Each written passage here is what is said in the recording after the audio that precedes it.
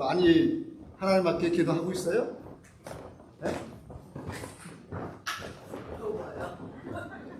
오늘은 좀, 한 주간은 좀 남았지만은, 다음 주 24일서부터 30일까지 고난주일이거든요.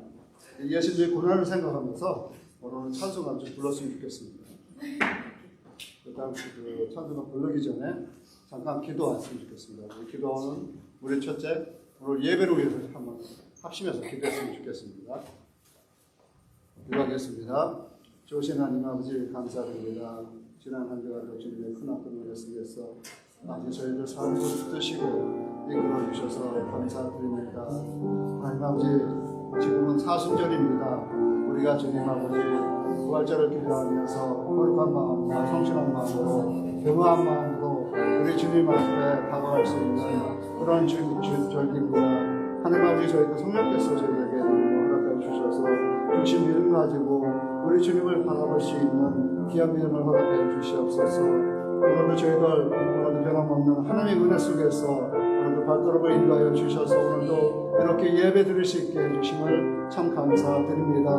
아버지 오늘도 이 시간 주님을 바라보며 찬송하고 또 주님을 바라보며 우리 하나님 아버지 예배를 드릴 수 있도록 아버지께서 또 성령께서 저희들 마음을 주관하시고 인도하여 주셔서 오늘도 주님이 기뻐하시는 주님이 원하시는 찬송을 드리고 또 예배를 드릴 수 있도록 저희들 마음을 이끌어 주시옵소서. 주장하여 주시옵소서. 그래서 온전히 이 시간을 오직 주 예수 그리스도만을 바라볼 수 있는 귀한 시간을 갖기를 소원합니다.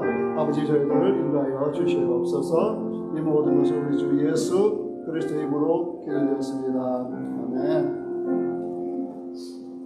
생명의 주여 멸류관 우리 같이 보겠습니다.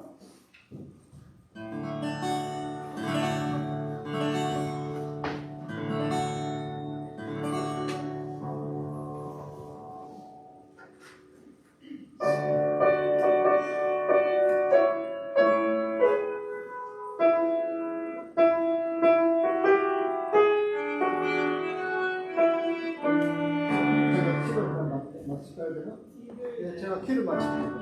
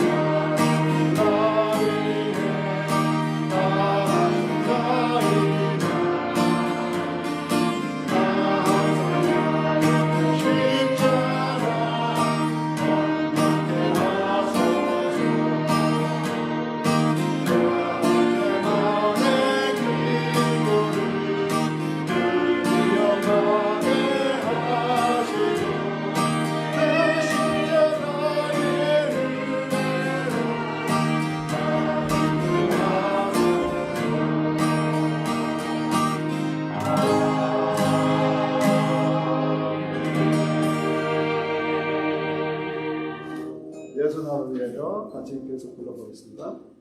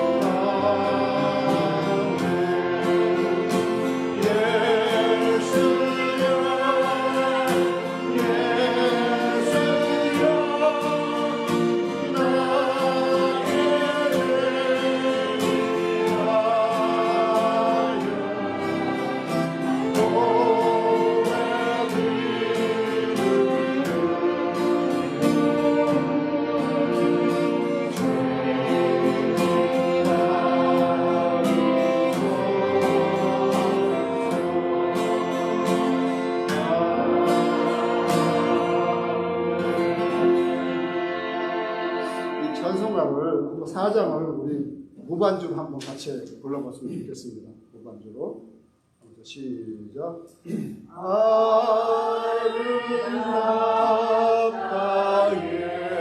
예수여 나의 좋은 친구 예수 공로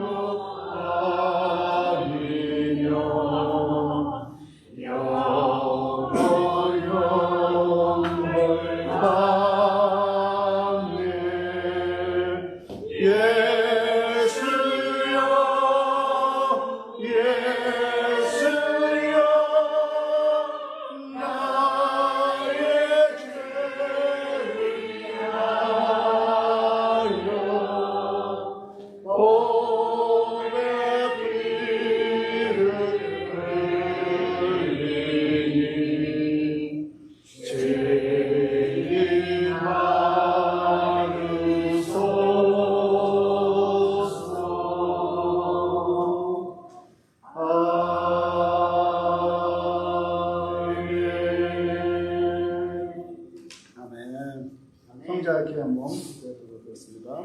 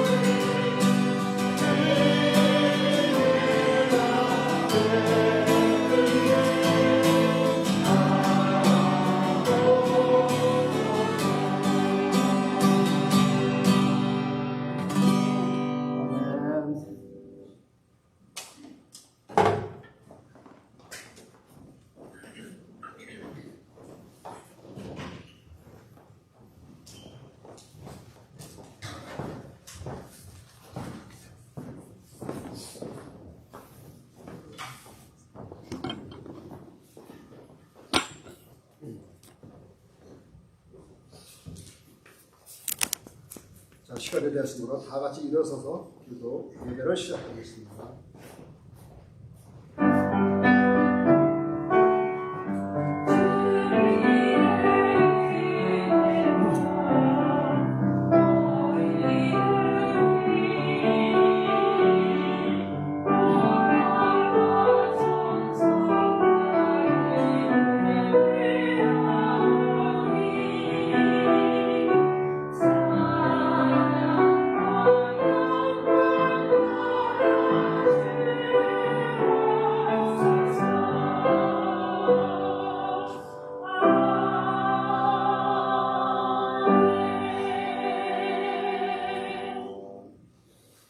영원하신 주 하나님, 권능과 자비와 능력 속에 만물을 창조하시고 그 귀하신 지혜로 이 땅을 이끌어 가심을 무한한 감사하고 찬송합니다. 이 모든 신비한 역사 앞에 우리는 머리 숙여 감사할 뿐입니다. 특별히 주님의 자녀들에게 베풀어 주신 크신 은총에 찬양과 경배를 드리옵나이다. 오늘도 그 귀하신 능력에 하나님께서 인자하심을 뵙는 기쁨을 간직하기 원합니다. 성령님의 역사 속에 오직 하나님의 이름만 선포되며 오직 하나님만을 영화롭게 하는 예배가 되게 하여 주시옵소서. 아멘. 또한 내려주신 복된 사연을 가득히 간직하는 예전이 되게 하여 주시옵소서. 아멘. 이 시간 모든 영광과 존귀를 받으시옵시며 예수님의 이름으로 기도드렸습니다. 아멘. 찬송가 93장 올려드리겠습니다.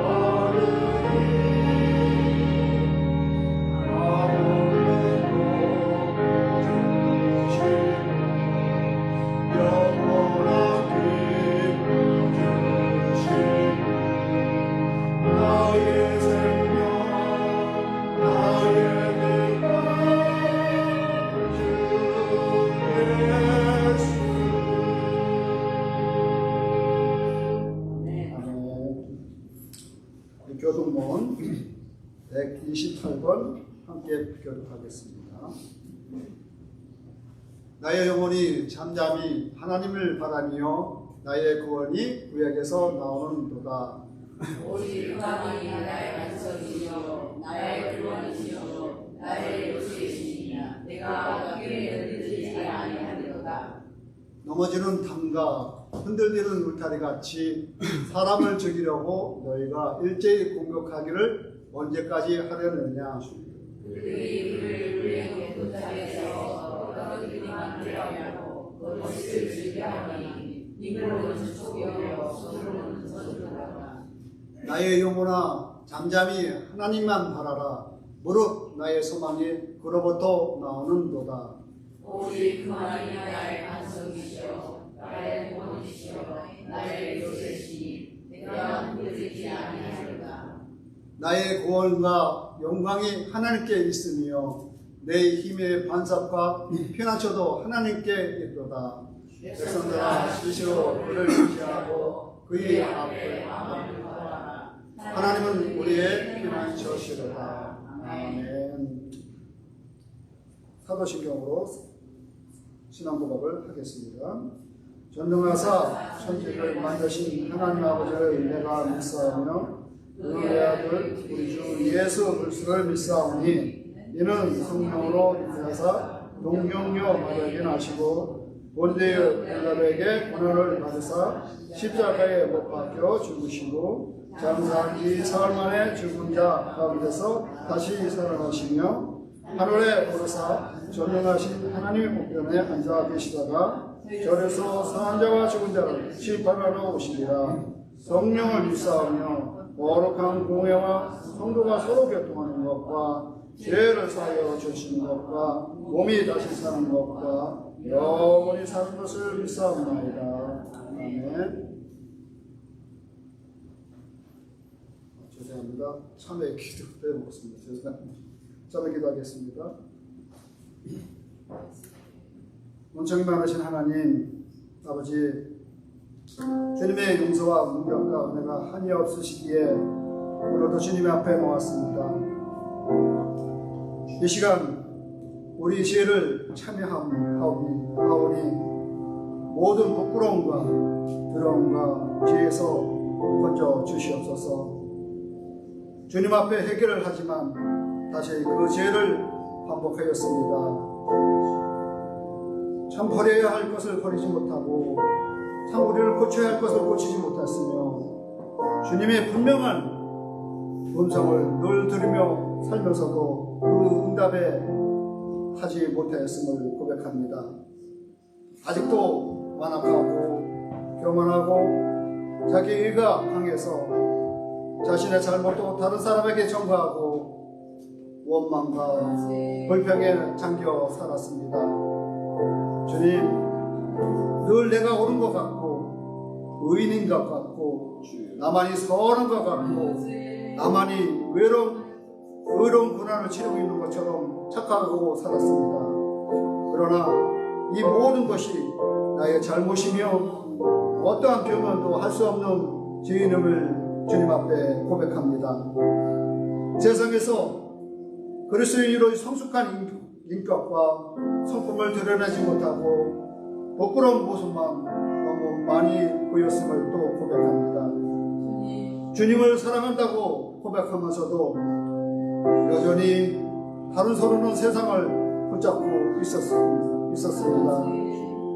주님을 영광을 구한다고 하면서도 세상과 나 자신의 영광을 구하러 쫓아다녔습니다. 이 모든 죄를 주님 앞에 고백하오니 용서하여 주시옵소서. 예수님의 이름으로 기도드렸습니다. 착석하셔서 찬송가 258장 올려드리겠습니다.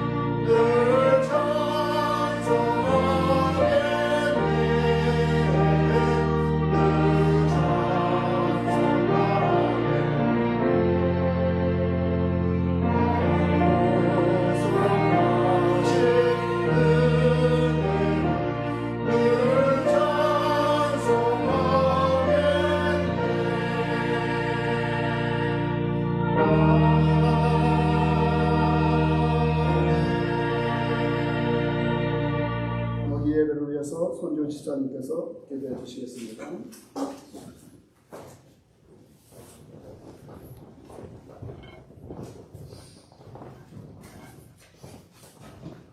하겠습니다. 영광 받으시기에 합당하신 주님, 지난 한 주간도 저희를 보호해 주시고 성령 안에서 인도해 주심을 감사드립니다. 하나님의 은혜 속에 살아온 저희들이 이 시간도 하나님을 간절히 사모하는 심령으로 예배하오니 찬송과 영광을 받아 주시옵소서. 올 한 해는 예배에 승리하게 하시고 말씀에 순종하게 하시며 기도에 응답받는 복된 은혜를 주옵소서. 인술 용서하게 하시고 우리의 심령으로 새롭게 되어 주와 같이 동행하는 승리를 주옵소서. 허물로 인한 회개보다는 승리에 대한 감사의 기도가 넘치는 복된 한 해가 되게 하옵소서.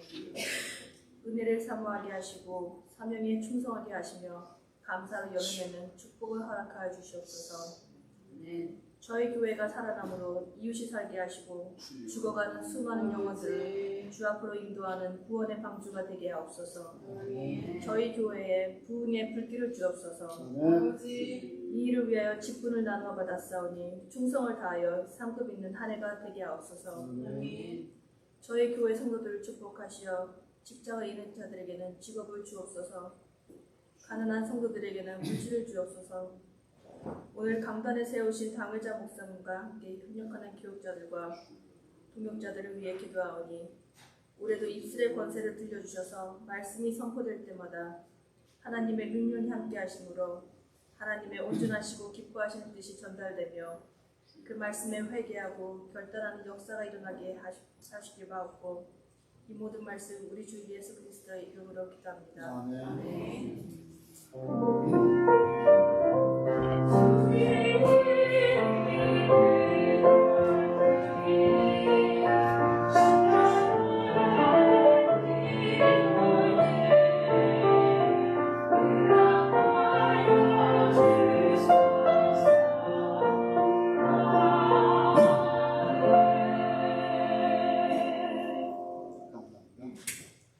오늘 보실 하나님의 말씀은 마태복음 17장 14절부터 27절입니다. 제가 한 줄 봉독하고 여러분이 한 줄 봉독하겠습니다. 제가 먼저 시작하겠습니다. 그들이 무리에게 이르매 한 사람이 예수께 와서 꿇어 엎드려 이르되 주여 내 아들을 불쌍히 여기소서. 그가 간절로 심히 고생하여 자주 그래도 넘어지는지라. 내가 주의 제자들에게 데리고 왔으나 능히 고치지 못하였더라. 예수께서 대답하여 이르시되 믿음이 없고 배역한 세대여, 내가 얼마나 너희와 함께 있으며 얼마나 너희를 참으며 그를 이리로 데려와 하시니라. 이에 예수께서 꾸짖으시니 귀신이 나가고 아이가 그때부터 나오니라. 이때 제자들이 조용히 예수께 나오나니 우리는 어찌하여 쫓아내지 못하였나이까. 이르시되 너희 믿음이 작은 까닭이니라. 진실로 너에게 이르노니 만일 너희에게 믿음이 겨자씨 한 알만큼만 있어도 이 산을 명하여 여기서 저기로 옮겨지라 하면 옮겨질 것이요 너희가 그것을 얻으리라. 죄송합니다. 이에 배울 때 예수께서 제자들에게 이르시되 인자마다 장사 사람들의 참여를 여겨 죽음을 당하고 제3일에 살아나니라 하시니 제자들이 매우 근심하더라. 아브라함의 은인이 안식에 받는 자들이 그들에게 나와 이르되 너희 선생은 안식일을 내지 아니하느냐. 이르되 내신다 하고 집으로 들어가니 예수께서 먼저 이르시되 시몬아 내 생각은 어떠하냐. 세상 임금들이 누구에게 관세와 국세를 받느냐. 자기 아들에게냐 타인에게냐. 베드로가 이르되 타인에게이다. 예수께서 이르시되 그렇다면 바르들은 세를 받느니라. 그러나 우리가 그들이 실족하지 않게 하기 위하여 내가 바다에 가서 낚시를 던져 먼저 오르는 고기를 가져 입을 열면 돈 한 세겔을 얻을 것이니 가져다가 나와 너를 위하여 주리라 하십니다. 네. 오늘 찬양대 나오셔서 찬양 듣고 오늘 담임 목사님 나오셔서 믿음이 없고 폐역한 세대와 말씀 전하실 때 많은 은혜 받으시길 바랍니다.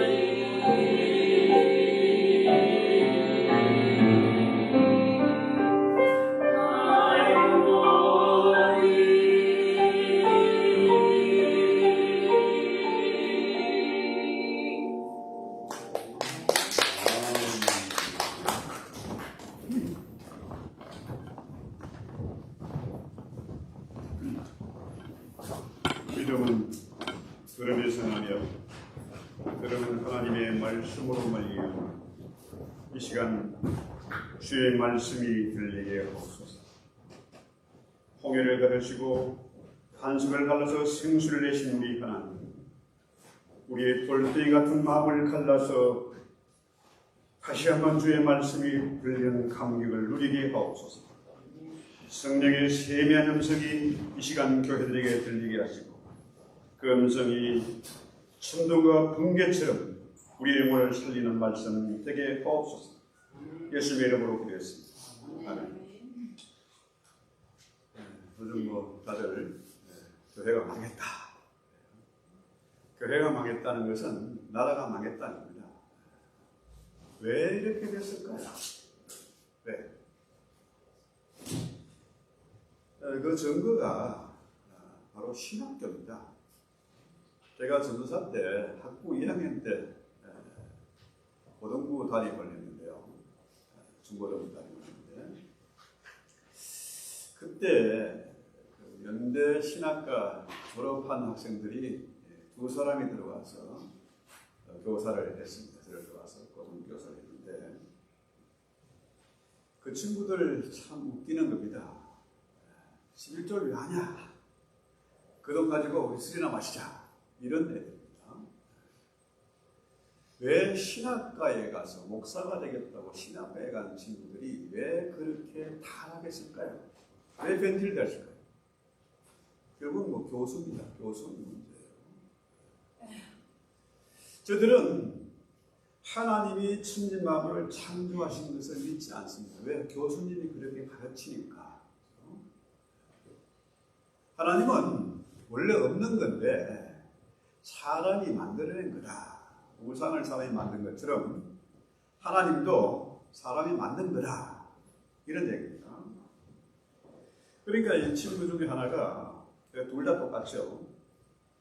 고등부 학생들이 예쁘다는 학생들이 강남에 있으니까 그 애들이 관심이 있어요. 결국은 나중에 한 아이가 교회를 떠나서 자꾸 집중되니까.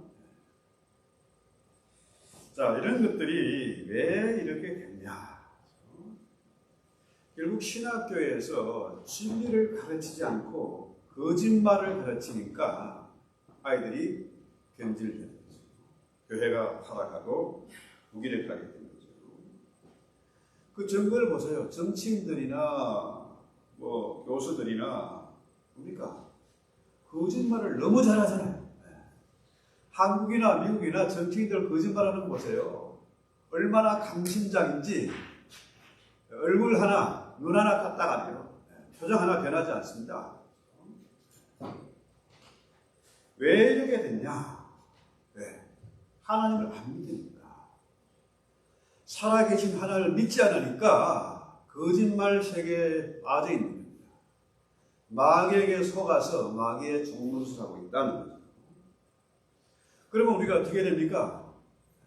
우리가 정말 할 일은 하나님 앞에 회개하고 엎드리는 겁니다. 여러분, 지금 이제 우리가 사순절 기간에 고난주간을 다음 주에 앞두고 있는데요. 이 기간에 우리가 할 일은 뭡니까? 회개의 짠 눈물을 흘리는 겁니다. 십자가 앞에 엎드려서 주여 우리의 믿음 없는 것을 고쳐주시고 이 땅을 고쳐주시고 이 세대를 고쳐주시옵소서. 다시 한번 교회가 살아나게 하옵소서. 그런 기도를 해야 되죠. 자, 주님이 우리가 그런 기도하면 들으실까요? 안 들으실까요? 회개하면 용서하는 겁니다. 성경이에요. 회개를 하지 않아. 왜? 마귀에게 꽉 잡혀 있으니까, 심지어 교회마저도 잡혀 있으니까 회개를 하지 않는 거죠. 기도가 사라지고 있다.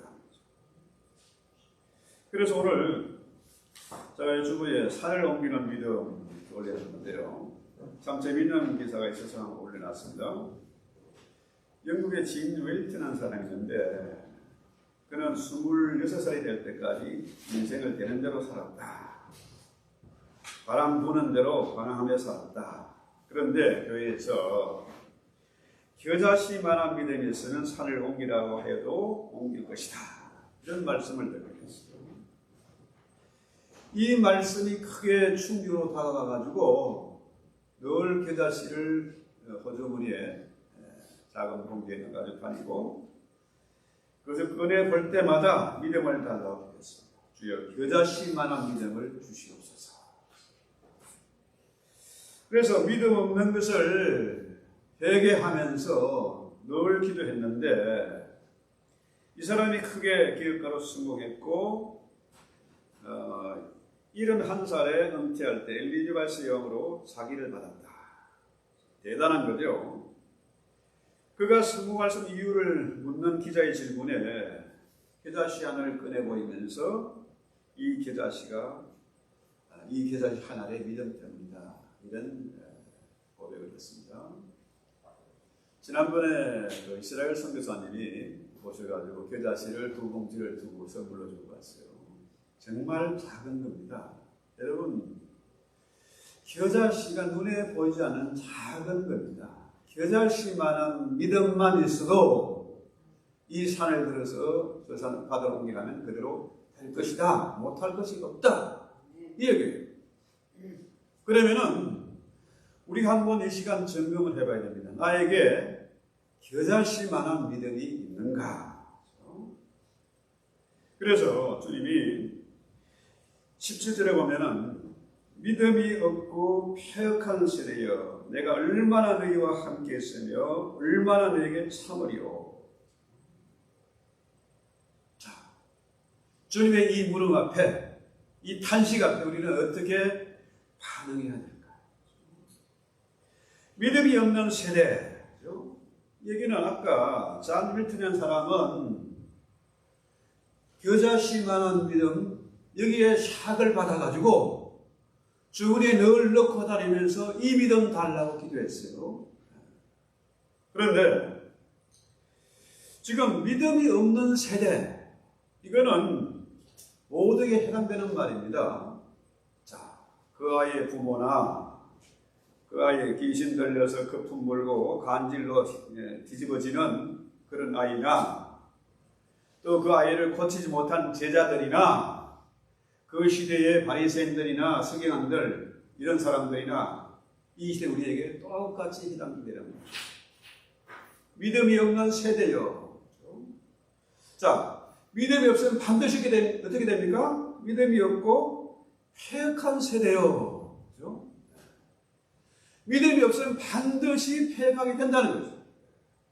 패역한다는 말은 부패하고 타락하고 잔인하고 그렇게 된다는 얘기입니다. 그러니까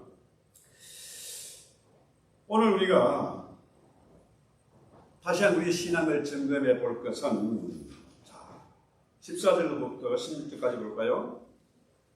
그들이 무리에게 이르매 한 사람이 예수 께와서 물에 엎드려되 주여 내 아들을 불쌍히 여기소서. 그가 간질로 심히 고생하여 자주 불에도 넘어지며 물에도 넘어지는지라. 그런데 내가 주의 제자들에게 데리고 왔으나 능히 고치지 못했다. 여러분, 제가 그 훈련소에서 간질병 환자를 봤습니다. 멀쩡하던 애가 갑자기 점호 시간이 되니까 너무 너비스가 돼가지고 갑자기 넘어지더니 거품 물고 눈은 완전히 까만 건 안 보이고 흰 것만 보이는 정말 무서워요. 자, 이 간질병이 참 무서운 겁니다. 지저분한 겁니다. 그래서 이 사건의 비극이 뭐냐? 제자들에게 이 부모가 아이를 간질병 아이를 데려갔어요. 그런데 제자들이 고치지 못했다.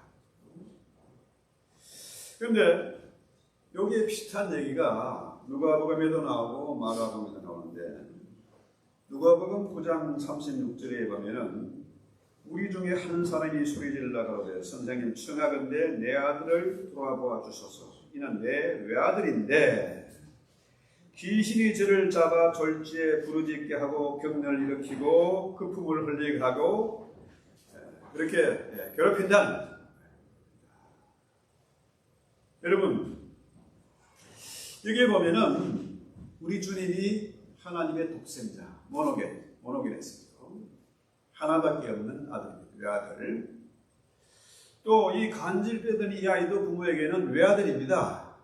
하나님의 독생자와 인간의 독생자가 만나는 거예요.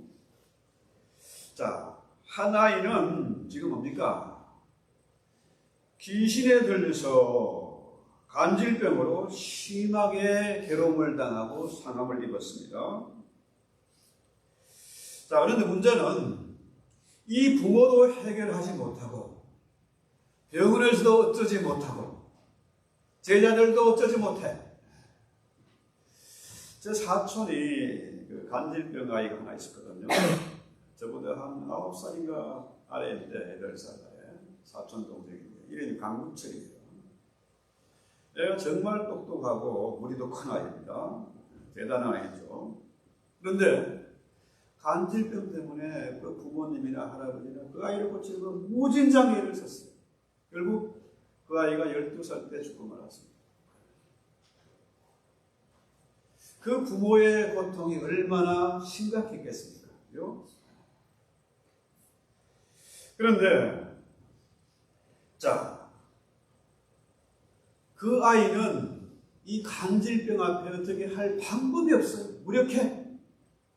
그 부모도 방법이 없어. 무력해. 제자들도 병원에서도 어쩌지 못해요. 그런데 그런 무력한 사람들이 하나님의 독생자 주님 앞에 서 있는 겁니다. 이 시대의 상황이 바로 이러하지 않냐. 믿음이 없으니까 폐역해요. 교회도 무기력하고 성도들도 무기력하고 목사들도 무기력하고 지금 망해가는 꼴을 우리가 보고 있는 겁니다. 자, 그래서 지금 우리가 이 시대를 돌아보면요, 특히 이민사회, 한국도 마찬가지지만 청소년 문제가 심각합니다. 가끔 우리의 상담하러 오는 우리 전화하고 하는 분이 있는데요. 부모님은 열심히 살았어. 돈도 벌고 수고했어요. 그런데 이 아이가 마약에 찌들어 있습니다. 목사님 어떻게 좀 도와주세요. 자, 그래서 제가 아는 그 시설에 소개를 해서 보내드렸는데요. 자, 이 아이들의 이 기가 막힌 현실에 대해서 뭐 마약 문제뿐이겠습니까? 학교에서 어쩔 수가 없고 부모님도 어쩔 수가 없고 교회도 어쩔 수가 없고 정부 차원에서도 감당이 안 돼. 그 아이들은 어떻게 됩니까? 그냥 집어넣어야지 뭐. 시설에 맡길 수밖에 없는 겁니다. 자, 이럴 때 우리는 어찌 해야 됩니까? 이 시대에. 그런데 놀랍게도 우리 주님이 꾸짖으시니까 18, 17절에 귀신이 나보고 아이가 그때부터 나왔다. 이 귀신이라는 것이 아이를 사로잡고 있습니다. 이 시대가 이렇게 무기력하고 타락하게 된 원인이 뭡니까? 사람들이 하나님 믿지 않아서 하나님이 살아계신 하나님인데 살아계신 하나님 믿지 못하고 사람이 만들어낸 거다. 우상들과 동급으로 놓은 거예요. 자, 이럴 때에 주님은 뭐라 그럽니까? 그 아이를 내게로 데려가라. 내게로 데려가라. 얼마나 위험 있고 확신에 찬 그런 주님의 말씀입니까? 주님이 귀신을 꾸짖으니까 귀신이 떠나니까 해결된 겁니다. 귀신은 달려는 것이 아니라 꾸짖어 쫓아내버리는 겁니다. 쫓아내버리는 거예요. 그 마태복음에도 보면 12장에 나오잖아요. 더러운 귀신이 물없는 곳을 다니며 쉴만한 곳을 찾지 못하고 이에 내 집으로 돌아와 보니 집이 소재되고 수리되었다. 그러니까 그 귀신이 저보다 더 악한 7 귀신을 데리고 들어오니까 이 사람 형편이 이전보다 더 악하게 된다. 이 시대가 타락한 원인, 교회가 이렇게 망해가는 원인, 그 원인이 뭡니까? 더러운 귀신 때문이에요. 이 귀신 하면은 사람들이 거부반을 일으키는데요. 성경에 수도 없이 나온 얘기인데 이걸 번역을 잘 못합니다. 이 귀신은 우리말로 정확히 번역하면 똥꼬집이에요. 내 똥꼬집을 꺾고 주님 앞에 엎드려 회개하면 되는데 그걸 못해. 왜? 마귀에게 속아서. 마귀가 두려워서. 그죠? 그러니까 해결이 안 되는 거죠. 그래서 제자들이 19절에 보면은 조용히 예수께 나와 이르되 우리는 어찌하여 쫓아내지 못했습니까? 이게 망신스러우니까 누가 들을까봐 조용히 와가지고 우리는 왜 안 됐습니까? 묻는 거죠. 그게 주님의 말씀이 너희 믿음이 작은 까닭이다. 겨자씨만한 믿음도 없다는 얘기죠. 믿음이 없는 거 아니야. 그러면서 진실론의 기론이 만일 너에게 믿음이 겨자씨 하나만큼 있어도 이 산을 들어서 저 산으로 옮기리라 하면 옮겨질 것이고 너에게 못할 것이 없다. 이 얘기입니다. 자, 오늘 우리에게도 이 시대 우리 교회에도 똑같은 물음이 질문이 주어져야 됩니다. 우리는 왜 안 됩니까? 왜 우리가 이 모양으로 살고 있습니까? 우리 아이가 왜 저렇게 고민하고 고통스러워 있습니까? 이 질문을 해봐야 돼요. 그래서 대부분 사람들이요, 환경 때문에 남의 탓으로 걸립니다. 환경 탓으로, 부모 탓으로, 교회 탓으로 돌려버려요. 문제는 이 변화라는 것이 어디서 오는 겁니까? 외부에서 변화가 일어나는 겁니까? 내부에서 일어나는 겁니까? 자, 저놈이 변하기를 원해야 됩니까? 내가 변하기를 원해야 됩니까? 자식이 변하기를 원하는 게 아니라 내가 변해야 돼. 목사가 변하고 뭐 교회가 변하고 이런 것보다 뭡니까? 내가 변해야 돼. 우리는 자꾸 환경을 바꿔달라고 기도하는데 우리는 어떻게 됩니까? 성경대로 내가 변해야 된다. 그래서 자, 이 문제가 뭐냐? 제자들이 이렇게 무기력하게 된 이유가 뭐냐? 그 대답이 나오는데요. 22절에 보면은 갈릴리에 모일 때 예수께서 제자들에게 이르시되 인자가 장차 사람들의 손에 넘겨져 죽임을 당하고 제3일에 살아나야 하니 제자들이 어떻게 했다고요? 매우 번식했다.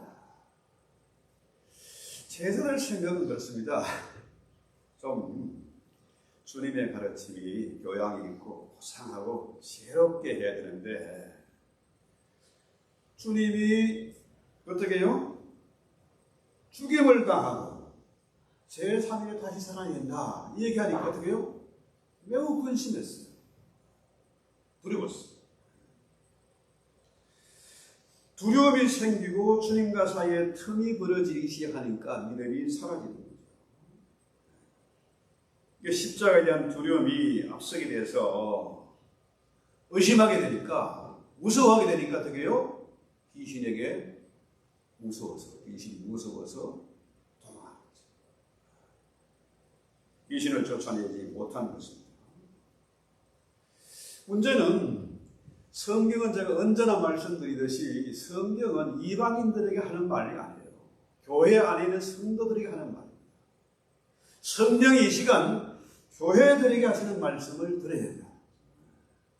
그래서 여러분 한번 물어봅니다. 십자가 무서운 겁니까? 두렵습니까? 자, 제자들에게 문제가 믿음이 있기는 한데 무서우니까 어떻게 해요? 믿음이 작아지는 거죠. 겨자씨보다 더 작아지는 거죠. 다시 말해서 믿음이 있는 것 같은데 믿음이는 흉내만 내고 있는 거라. 목사인 척, 성도인 척 흉내만 내고 있는 거예요. 이게 뭡니까? 야고보가 말하는 죽은 믿음이죠. 자, 흉내만 내는 믿음, 죽은 믿음은 아무런 능력이 없습니다. 생명이 없는 거죠. 그래서 다른 사람들은 십자가를 두려워할지 모르지만 우리는 십자가는 우리의 소망이고 우리의 능력이고 우리의 생명이다. 십자가 없이는 절대로 멸류관이 없는 겁니다. 십자가 없이는 부활이 없는 거죠. 그래서 21절 보면은요, 21절에 뭐라 그래요? 없어 밀랐죠. 왜 없을까? 근데 여기 마가복음 9장에 보면은 똑같은 내용을 기록해놓은 보면은 기도 외에 다른 이유가 나갈 수 없다. 기도 외에 다른 이유. 이렇게 우리가 무기력하고 세상에서 조롱을 당하고 능력이 없는 이 상황에서 우리가 어떻게 됩니까? 기도 외에는 방법입니다.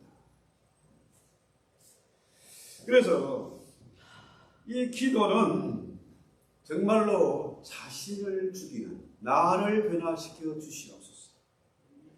주여 나의 믿음 없는 것을 불쌍히 여겨 주소서. 이런 기도가 있어요. 왜 교회에 지금 기도 소리가 줄어들고 있습니까? 왜 기도하는 사람들이 점점 사라지고 있습니까? 왜 그럴까요? 기도해도 응답이 없으니까. 그죠? 기도해도 아무런 능력이 나타나지 않으니까 교회를 떠나는 거 아닙니까? 그럼 어떤 기도를 해야 됩니까? 이 부모님처럼 나의 믿음 없는 것을 도와주소서. 자, 환경이 변하도록 기도하는 것이 아니라 나를 쳐서 복종시키는 회개하는 기도가 있어야 되고 그 기도는 반드시 응답되는 겁니다. 내가 회개해야 된다. 내가 변해야 된다. 제가 지난번에 이ትዮጵ에 갔을 때요.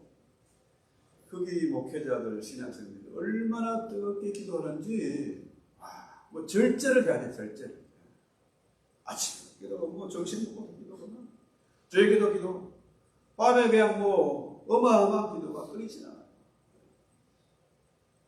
그런데 왜 지금 이 시대가 왜 이렇게 편리하고 풍족한 세상에 살면서도 기도를 하지 않느냐?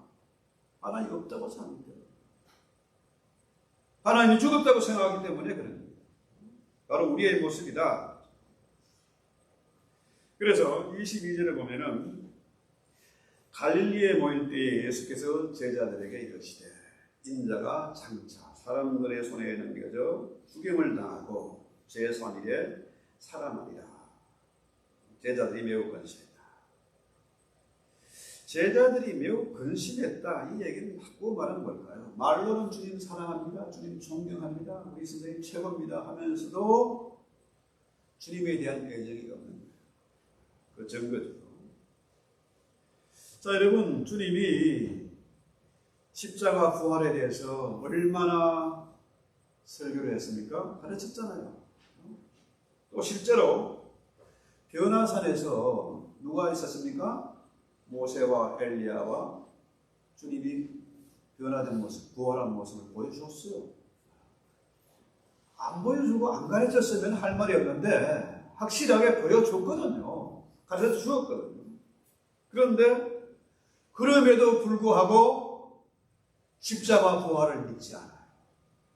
죽어야 부활하잖아요. 바로 우리의 모습 아니냐.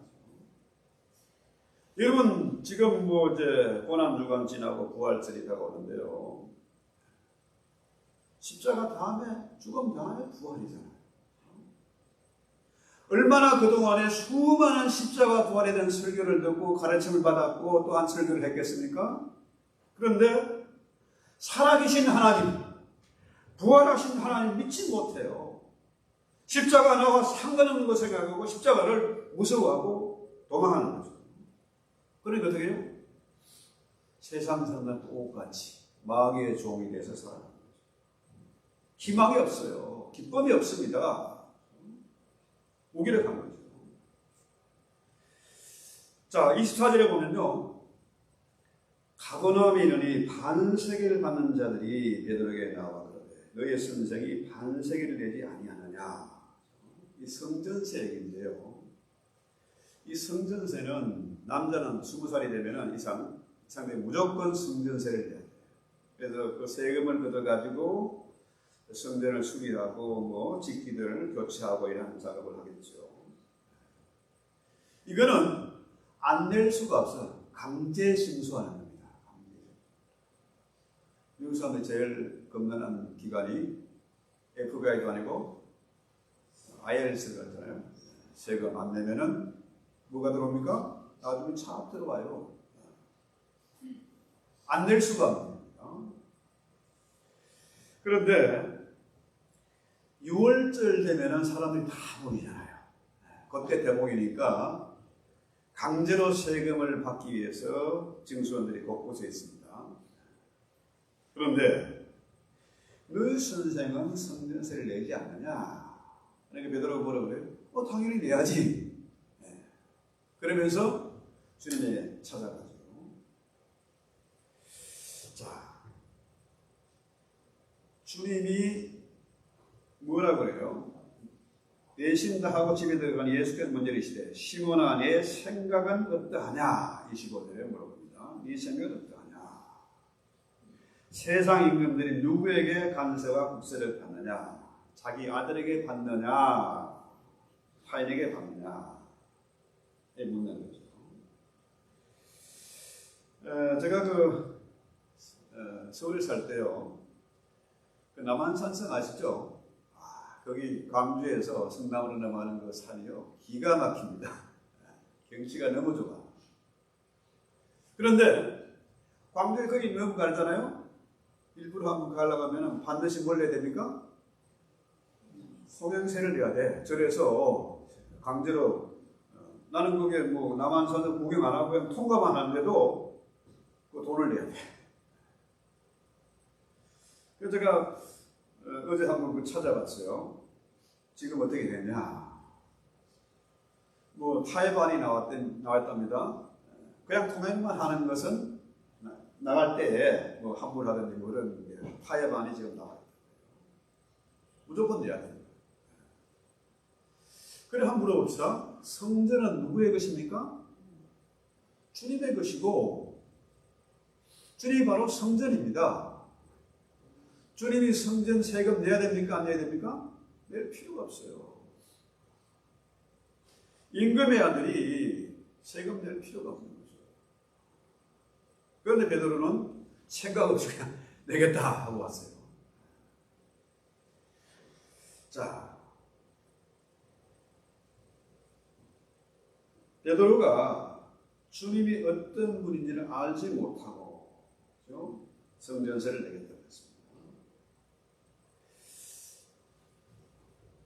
분명한 것은 27절에 뭐라고 해요? 그러나 우리가 그들이 실족하지 않게 하기 위하여 내가 바다에 가서 낚시를 던져 먼저 오른 고기를 가져 입을 열면 돈 한 세겔을 얻을 것이니 가져다가 너와 나를 위하여 주라. 그렇죠? 자, 성전세 반세겔 한 이틀치 노임 정도 됩니다. 그러면 한 400불 정도 되겠죠? 500불 정도지. 뭐 그게 큰 돈은 아니지만은 이 성전세를 내야 된다. 반세겔을 내야 된다. 여기 한 세겔. 베드로가 내 세금 내야 되고 주님도 세금 내야 되고 실족하지 않기 위해서 넘어지지 않도록 세금을 내라. 그런데 주님은 만왕의 왕이시고 온 만물의 주인이지 않습니까? 그분은 능치 못함이 없어요. 그분이 말씀하시면 이루어집니다. 자, 한 세겔 나와라 뚝딱 하면 나옵니까? 안 나옵니까? 그런데 뭐라 그래요? 가서 바다에 가서 낚시해서 고기 한 마리 잡아라. 그러면 거기에서 한 세겔이 나올 것이다. 그러면 그 돈 가지고 세금 내라. 네 거 돈 내고 내 거 내라. 자, 중요한 것은 이겁니다. 주님이 돈을 만들어주지 않고 바다에 가서 낚시해라. 그러면 거기서 돈이 나온다. 이 얘기죠. 자, 여기서 왜 주님이 이런 말씀을 하셨을까요? 직접 돈을 찍어내지 않고 왜 물고기를 잡으라고 낚시하라고 했을까요? 주님이 만물의 주인이니까 거기에서 나온 거예요. 그러니까 우리가 할 일은 뭡니까? 마귀에게 속아서 마귀가 돈의 주인, 황금의 주인인 줄 알고 만몬이 머리가 최고인 줄 알고 그놈에게 속아서 돈을 섬기고 그놈에게 절하고 별짓 다 해야 되는데 그런 짓 하지 말고 너희는 뭐 하라고요? 사람 잡는 어부니까 가서 낚시해라. 이 얘기입니다. 요즘 말로 말하면은 주님 아파트 렌트비도 내야 되고 차 리스한 비용도 내야 되고 애들 공부도 시켜야 되고 먹고 살아야 됩니다. 그럼 주님 대답은 뭡니까? 바다에 가서 낚시해라. 네가 사람 낚는 어부지 않느냐? 그러면 거기서 돈이 나온다. 이 얘기입니다. 마귀가 아무리 황금이 자기 것이라고 하지만 주님 말씀 뭡니까? 모든 만물이 다 내 것이고 천산의 생축도 다 내가 아는 것이다. 다 내가 지은 것이라는 거예요. 하나님이 천지 만물을 지으셨고 주인이다. 우리 주님이 만왕의 왕이십니다. 우리 왕께 경배하고 왕을 믿으면은 그 복음 증거하면은 뭡니까? 바로 뭡니까? 돈이 나온다는 거예요. 제일 확실한 비결, 성공하는 비결, 돈 버는 비결이 뭡니까? 하나님 앞에 기도하고 하나님의 뜻대로 우리가 전도하는 겁니다. 세상이 이렇게 타락하고 부패하고 망한 이유가, 교회가 무기력하고 목사가 동네북이 된 이유가 뭡니까? 하나님 안 믿어서 그래요.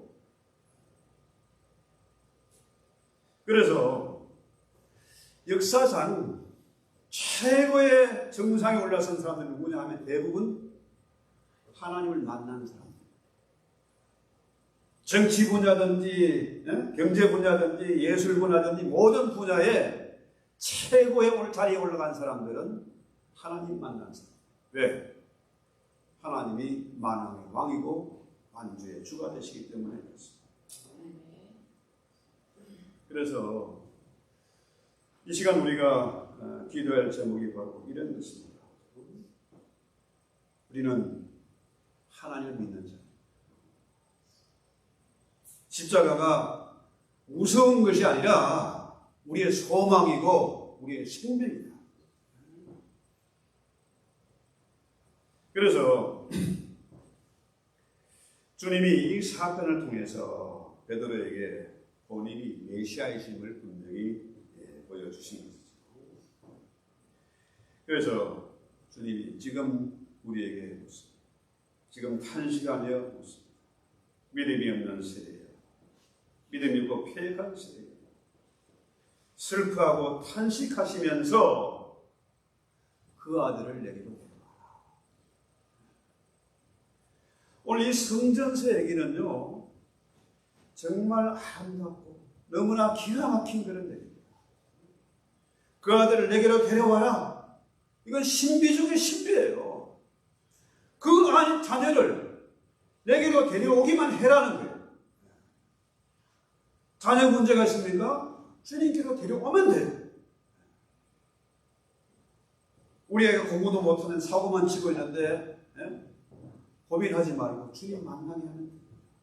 그러려면 어떻게 됩니까? 내가 먼저 주님 만나. 나에게 먼저 믿음이 있어. 그래서 주님이 나는 너의 세금 내는 일까지 도와준다. 주님이 세금 안 내도 되잖아요. 주님이 세례 받지 않아도 되는데 세례 받았지 않습니까? 왜? 누구를 위해서? 베드로를 위해서. 우리를 위해서. 주님이 세례도 받으시고 세금도 대신 내주세요. 여러분, 살아계신 하나님, 살아계신 주님, 지금도 우리와 함께 하시는 주님을 믿습니까? 네. 그렇다면 십자가 두려운 것이 아니고 십자가 앞에 엎드려 내가 변하게 달라고, 내 믿음 음성을 도와달라고 기도하면 주님이 그 기도 들으실 거 아닙니까? 그래서 기도해도 응답이 안 돼. 나는 안 되겠는데요. 주님 말씀입니까? 똑같은 내용이 나온 게 마가복음 9장에 있지 않습니까? 할 수 있거든이 무슨 말이냐? 있는 자에게 능치 못함이 없다는. 왜 교회가 무기력하게 됐냐? 왜 교회들이 망하고 성도들이 교회를 떠나는가? 반복해서 말씀드리지만은 십자가를 믿지 않고 십자가를 무서워하기 때문입니다. 십자가를 바라보고 십자가를 믿는 사람은 담대할 수가 있습니다. 십자가를 붙잡고 기도하는 사람은 기도 응답이 되지 않을 수가 없는 겁니다. 능력을 믿고 십자가를 붙잡아야 된다. 그래서 여러분의 자녀들 어떻게 해요? 주님께로 데려가요. 우리가 외아들을 위해서 기도하고 왕에게 이 아들을 맡고 있다는 것은 놀라운 신비입니다. 고민할 필요 없어요. 어떻게든지 우리가 주님 앞으로 데리고 가야 됩니다. 자, 지금 사람들이 교회를 떠나고 교회가 죽어가고 지금 망해갔잖아요. 이거 어떻게 해야 됩니까? 그래서 우리가 가장 중요한 문제가 처음에 말씀드린 대로 신학교 문제인데, 이 신학교가 망하고 지망생이 없어지고는 어떻게 됩니까? 해외에 신학교들하고 연대해서 제자들을 키워내야 돼요. 목회자들, 성교자들을 키워내야 되지 않습니까? 또 우리가 이렇게 무기력하게 당하고 있지 말고 정말 의미 없는 생활, 너무나 소망이 없는 그런 생활을 하지 말고 십자가 붙잡으면은 소망과 기쁨이 생기고 주님이 길과 진리와 생명 되시니까 반드시 길을 여실 것이라 저는 믿어요. 그래서 주여 내가 믿나이다. 나의 믿음 없는 것을 도와주시옵소서. 나에게 겨자씨만한 믿음을 저에게 주시옵소서. 우리 찬송하고 기도합시다. 찬송가 382장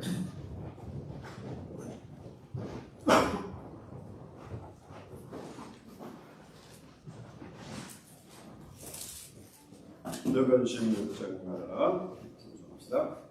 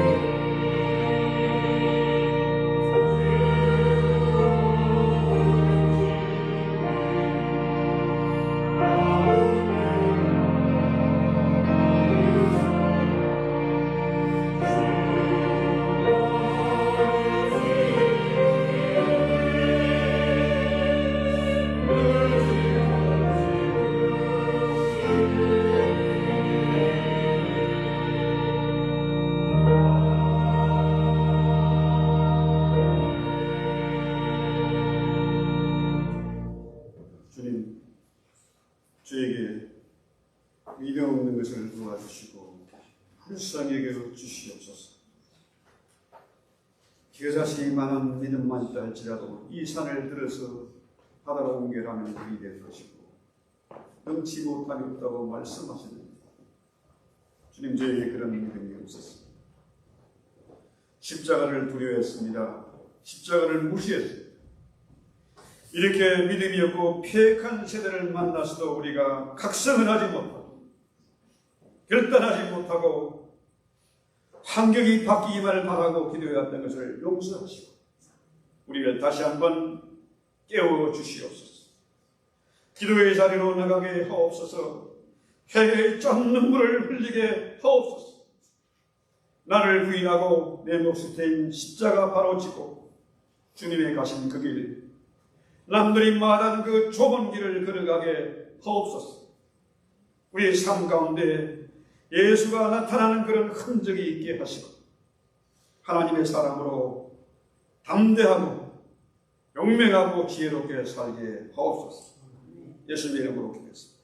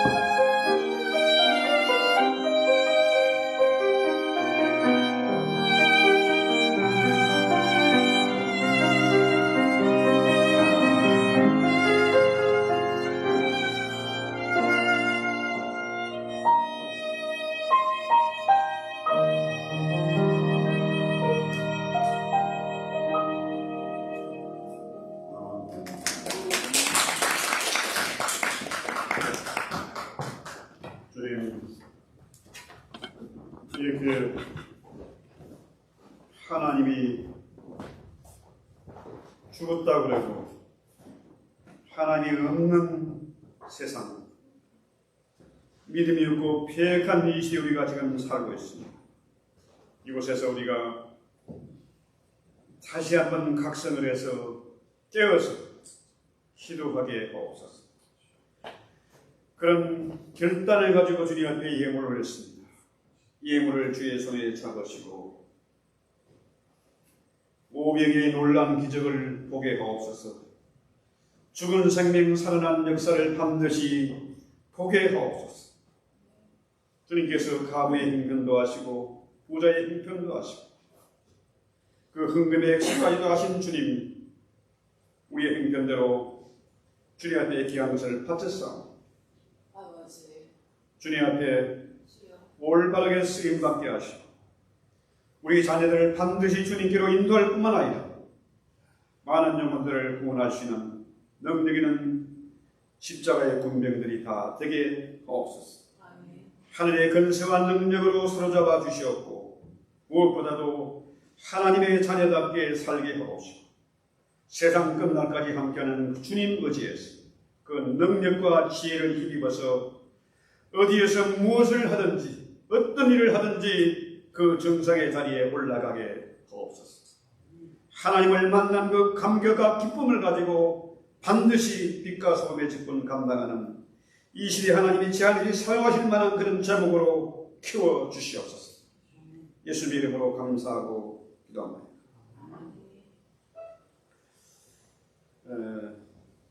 우리 딸이 오늘 이제 출발해가지고 내일인가요? 카네기홀에서 연주를 한답니다. 정말 깜짝 놀랐어요.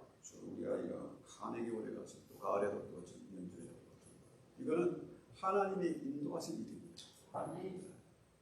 이거 그야말로 뭐 사람의 힘으로 되는 거, 돈으로 되는 건 아니지 않습니까? 그래서 기도해 주시고 가을에는 우리 같이 갈 수 있도록 한번 마련해 봅시다. 시간과 여건을. 이번 다음 주인가요? 다음 주 그 음악 부활절 음악회 좀 참석해 주시면 좋겠어요. 이 청년들도 이게 지금 조인하고 있으니까 같이 참여하시고 부활절 새벽에는 이제 우리가 선다이즈 워십 같이 참여해서 교제하시면 좋겠습니다. 사순절 성경 통도 그것도 위에서 기도해 주시고 참여해 주시면 감사하겠습니다. 이날 찬송하고 드리겠습니다. 오늘 말씀을 생각해서 십자가로 찬송합시다. 아멘.